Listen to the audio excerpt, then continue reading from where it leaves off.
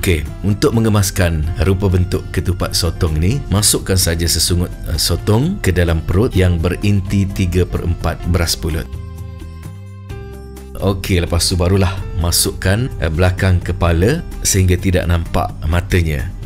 Seterusnya kita cucukkan dengan lidi, pangkal sesungut, pastikan kepala sotong itu kemas dan tidak berserabai.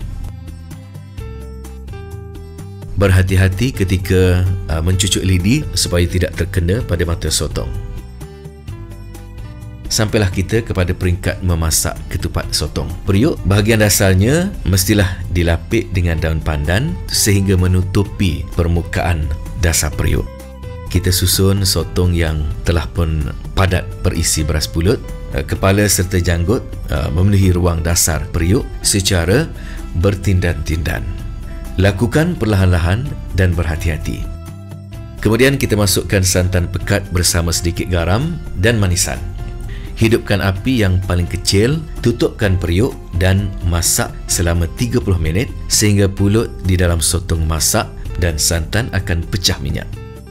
Itulah falsafah dan ibrah di sebalik kreativiti resipi air tangan nenek moyang orang Melayu kita yang bijaksana. Pengajarannya, kita mestilah berpegang teguh kepada prinsip setiap kebaikan yang dilakukan, pastilah kebaikan itu akan kembali kepadanya semula. Begitulah sunnatullah. Jika seseorang suka menolong, pasti dia akan ditolong. Inilah toleransi yang dititik beratkan ketika menghulurkan bantuan, iaitu berdasarkan kemampuan dan citarasa tersendiri. Begitu juga kaedah penyediaan juadah ini adalah tipikal dan sukatan bahan-bahannya adalah mengikut selera masing-masing. Jika mahu lebih manis, perbanyakkan gula manisannya.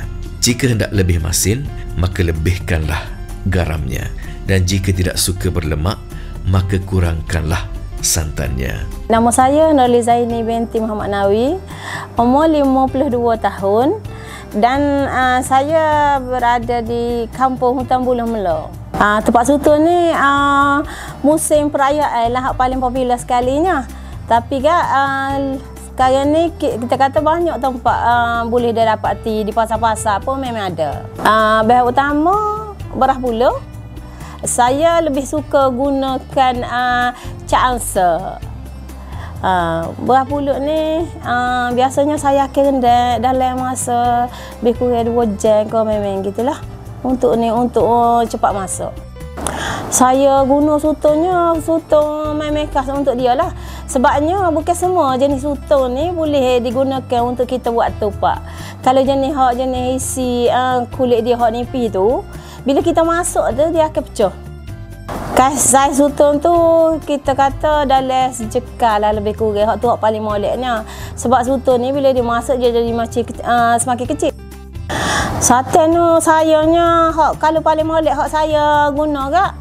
Maksudnya kalau kita nak masak hari ni juga kita tidak simpanlah dalam peti. Sebab dia nampak tak comel rasa dia tak berapalah sedap manalah bila tu. Jadi untuk mengekalkan kita kata nak rasa tu kita ambil hak memang fresh. Kalau nak masak tengah hari memang pagi ni kita akan pergi ambil hak pagi tu lah.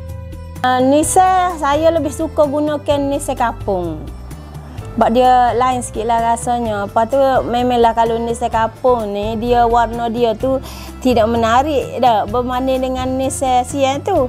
Tetapi dari segi rasa tu lebih sedap lagi kita gunakan nisai kapung. Dalam masa lebih kurang 30 minit lah. Tapi kalau kita rendam beras pulut tu lama, maknanya jangka masa dia tak akan jadi lebih pendek. Dalam 20 minit tu kita kata masak dah. Garam ni kita nak suruh rasa dia tu balance lah dengan manis. Kita kata kalau tak bubur garam ni dia akan rasa manis saja. Memang tak sedap lah masakan ni untuk menambahkan kesedapan dalam masakan. Maknanya apa-apa pun kena guna juga garam walaupun sedikit. Beras dalam soto tu dalam 3/4 kita kena masukkan. Jangan penuh lah. Bila penuh ni dia akan pecah. Wah, semerbak aroma di dapur memecahkan liur. Alangkah enaknya menikmati hidangan ketupat sotong bertelur.